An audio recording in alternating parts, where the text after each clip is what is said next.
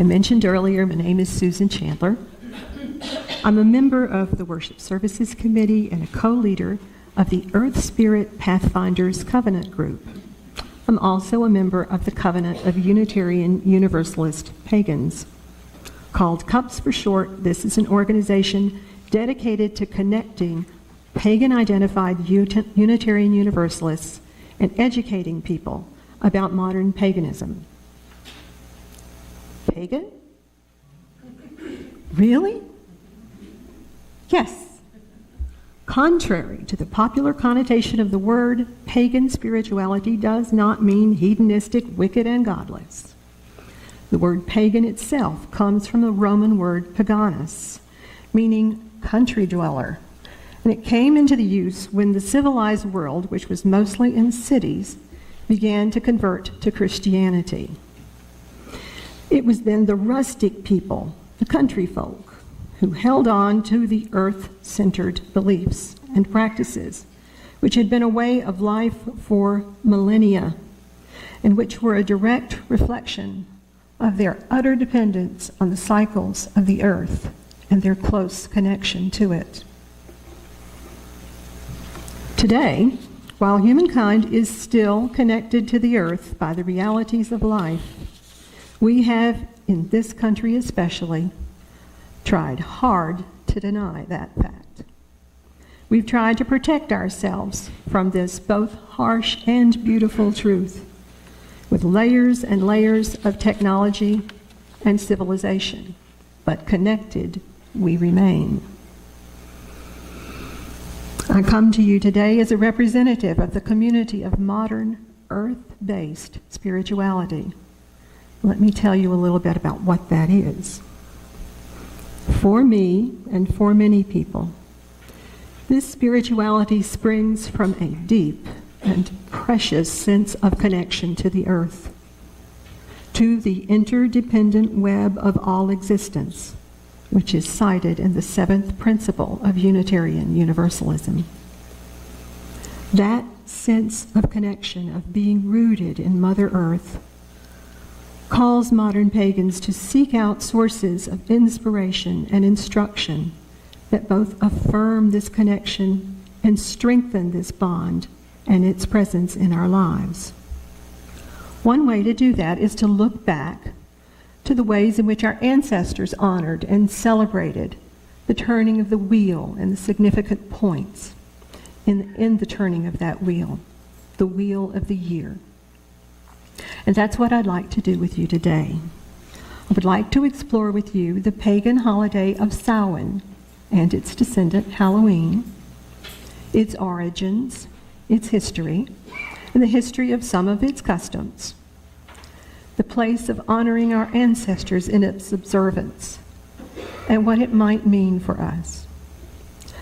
The last time we talked, we looked at the holiday known as Beltane, which celebrates the fecundity of spring and forges the community that works through the heat of summer to grow the crops and animals that are the source of our bounty and our very lives.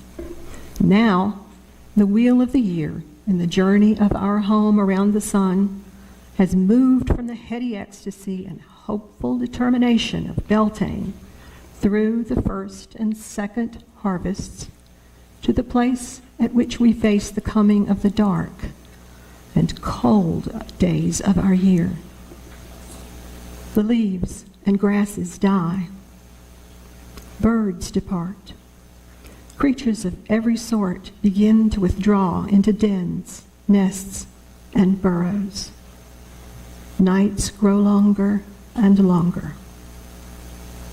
The picnics, the neighborhood barbecues, into the late night twilight celebrations of summer are over for a while.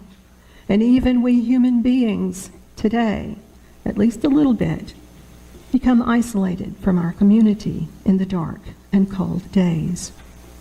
That community forged in the heat of Beltane fires and summer sun is now to be annealed in the cold of winter. And cold is still serious business. Just ask the homeless and the marginally housed. We are all challenged, even today, in these dark days.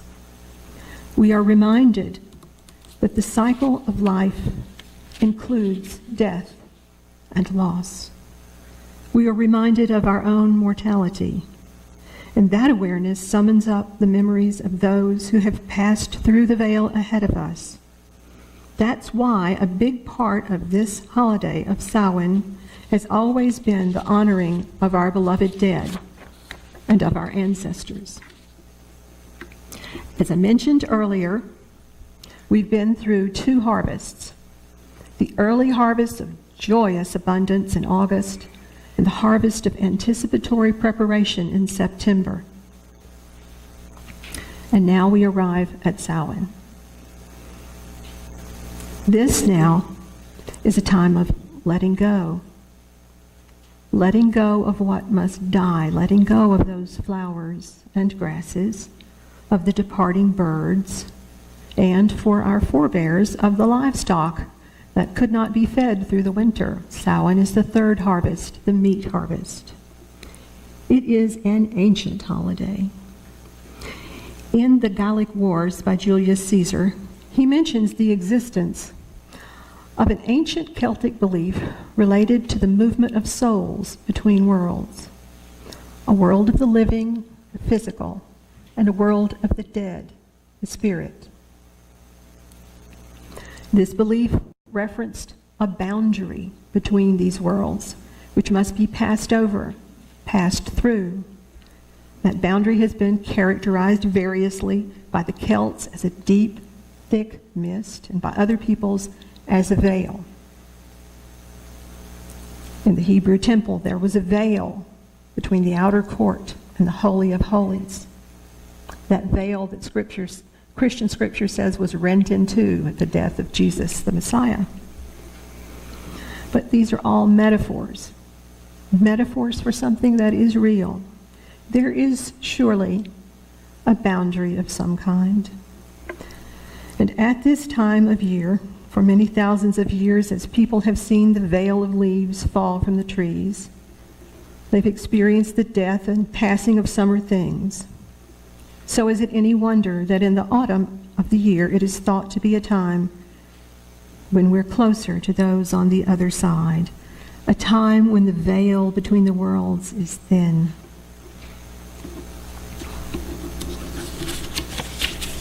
A time when perhaps those in the spirit realm can pass through that veil.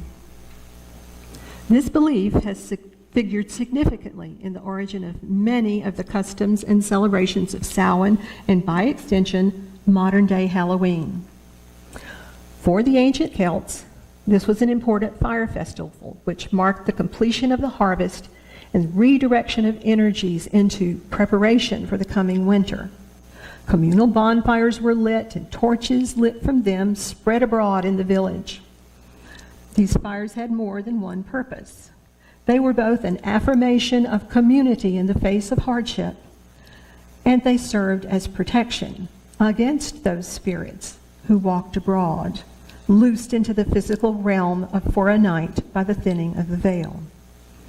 This is thought, as I mentioned to the children earlier, to be the origin of the practice of dressing in costume on Halloween.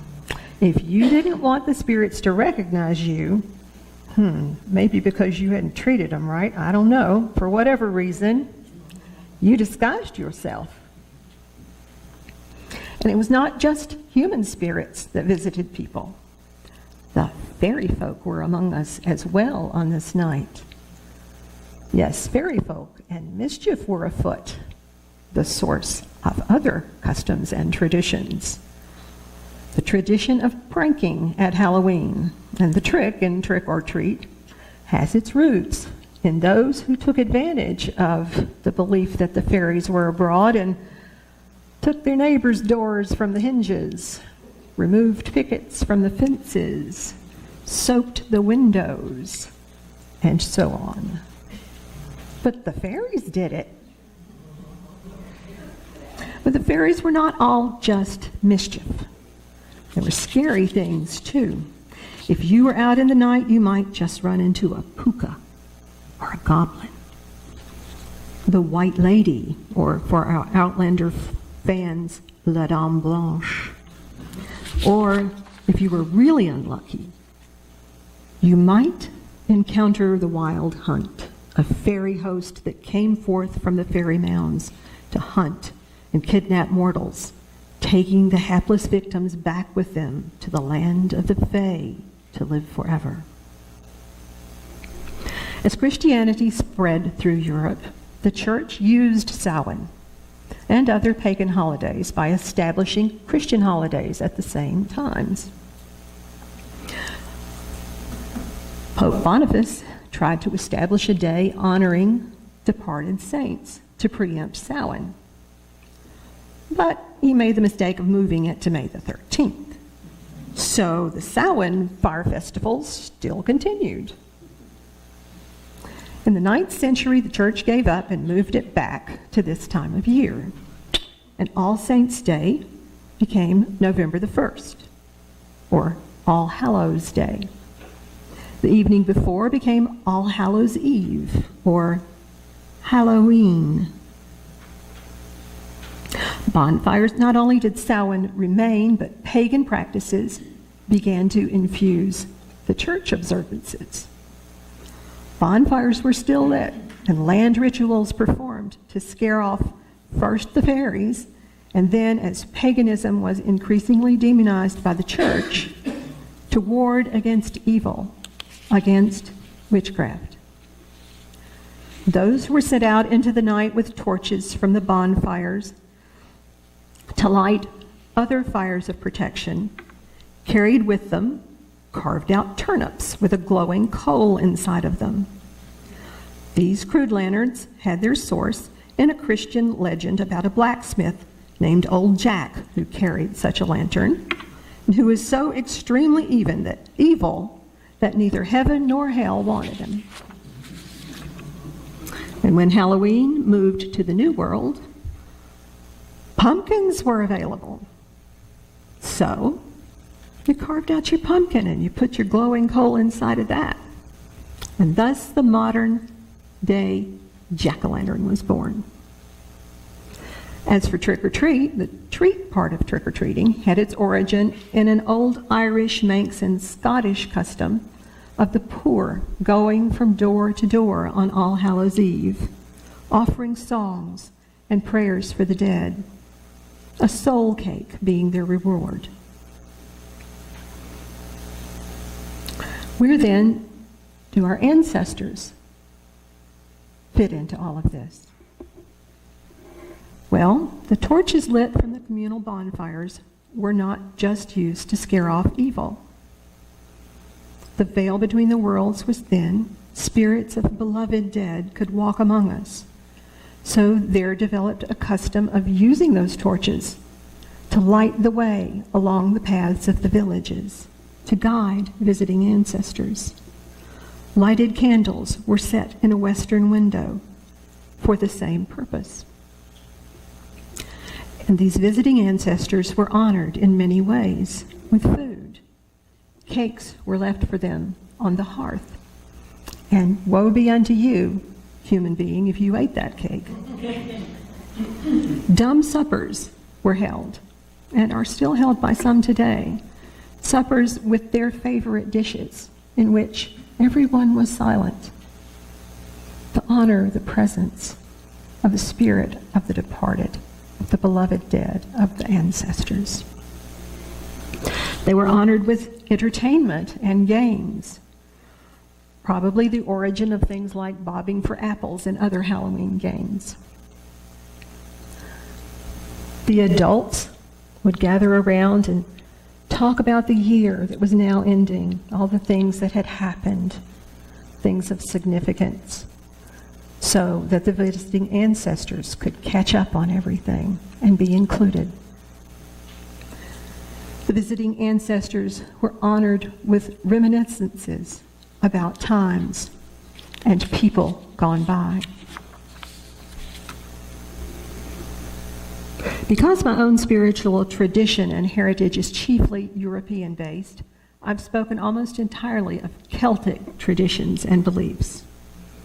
But whether or not it's Samhain or Halloween that you celebrate, ancestor veneration has long been practiced throughout the world. Why? Why should we honor our ancestors? They're not here. Are they doing anything for us? Here are a few reasons for that honoring of our ancestors that speak to me. First of all, in remembering and honoring the dead, we comfort ourselves that we too will be remembered. We say their names in part because we recognize some truth in the saying that no one is lost, no one is gone, no one is dead, as long as their name is not forgotten. We honor our ancestors because they laid the very foundations, biologically, of our very existence. And they built the infrastructure of our lives. We honor our ancestors because we recognize that we are just one small part of an unbroken chain stretching back to the dawn of human history. So we honor our ancestors for many reasons. Who do we honor? What's an ancestor?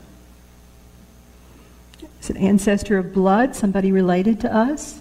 Of course it is. But it's not just someone related to you, your kin by blood. We also honor ancestors of adoption, those whom we have purposefully taken into our lives to give us strength and guidance and to give them love and strength. We honor ancestors of spirit, those who have given us something that is really meaningful to us, that helps us get from day to day through life. Our ancestors of spirit. Not kin, but important nonetheless. We recognize and venerate ancestors who are those that we mourn for who and what they were to us. Those whose experience, knowledge, and wisdom helped us survive and even thrive. We honor and venerate ancestors who are those to whom we look for guidance, for example, to give us courage. Now, I had planned to do some research on my own ancestors to see if there's anyone who stood out, who lived a life of exceptional virtues that could be a source of comfort and strength to me. And my daddy did a genealogy on both sides of my family back to when we lived in caves, just about. But guess what? Other than some guy on the Mayflower whom history has forgotten, the only one of note was in my lineage was a Swedish ancestor sometime in the 6th century who had to flee Sweden because he didn't want to get punished for treason to the king. Jeez. So what am I to do if I look to my forebears for inspiration and example? What if you, like me, say, my ancestor was a criminal? Or my ancestors are thoroughly unremarkable? How do I draw strength and value from them? Well, no matter who they were or were not, we carry inside of us those who came before us, and in us they live on. They live within us through genes and or memories. Their atoms move in the earth to become part of thousands of creations. No matter whether they achieved much or little, the important thing is that they lived. Each one had the courage to face the challenge of just living, if nothing else. And that ain't chopped liver. We've all known days that it took courage to face, to put one foot in front of the other. And if you haven't known such days, you will. It's comforting to me to know that these ordinary people, these farmers and farm wives, these shopkeepers, these ordinary people who live on in me, possessed the courage to fall in love, to raise families, to make a living. I can draw from that. Even if they were not ultimately able to carry on, because who knows, it was quite possible that some of my ancestors took their own lives. Even then, they tried, and they tried, until they couldn't anymore. They lived with as much courage as they had. Each one has given me something, whether I recognize it or not. Each one is a link in my chain of being, my link to mystery. And I believe each one is still giving to me. And that belief in ancestors watching over us, in brooding for us, is not mine alone by any means either. It is seen in cultures throughout the earth and throughout time. As St. Paul so beautifully puts it, therefore, since we are surrounded by such a great cloud of witnesses, let us run with endurance the race set before us. Let us stand on the foundations of just the ordinary people who came before us. For me, there's one other thing of very great importance. Not only do the ancestors of my genes live within me, and the atoms of my ancestors move within the earth to become part of thousands of creations, the earth herself is my ancestor. She has given life to my species.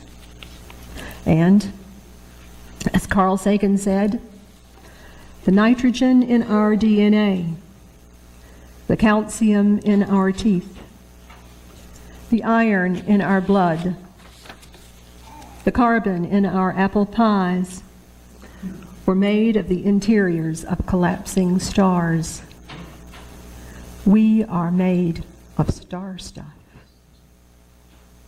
Star stuff that first became the earth before it became a part of us. And the earth is ultimately the ancestor from whom I draw the most courage, the most profound meaning. All that sustains me is from the earth, and all that will sustain my descendants as well. Beauty, the vastness, even the seemingly cruel realities are all a part of the mystery that carries me forward. Grasses and flowers will die. Leaves will, again and again, fall and die, or die and fall, and to grow again. Mountains will rise and be worn away to nothing, as they have done for over 3.5 billion years. Species will come and go, including probably our own. But the earth remains. The wind blows. The waters cycle from cloud to rain to ocean and back again to cloud. The fire burns. We cannot escape the same wheel of the year that carries forward the seasons the years, the generations, nor should we want to, for in it we are connected. We are a part of eternity.